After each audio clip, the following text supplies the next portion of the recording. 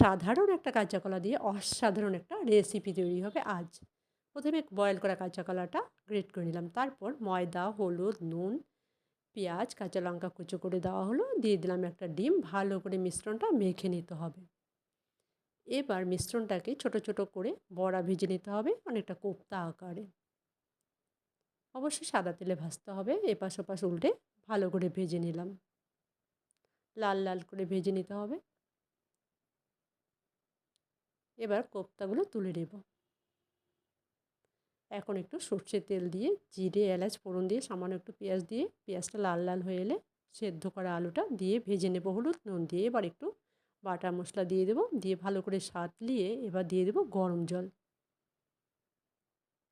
গরম জলটা বয়েল হয়ে এলে বা কোপ্তাগুলো দিয়ে দেবো, ভাজা কোপ্তাগুলো দিয়ে ঢেকে দেবো। ঢাকনাটা সরিয়ে 1 চামচ ঘি দিয়ে নামিয়ে নিলেই তৈরি হয়ে যাবে সুস্বাদের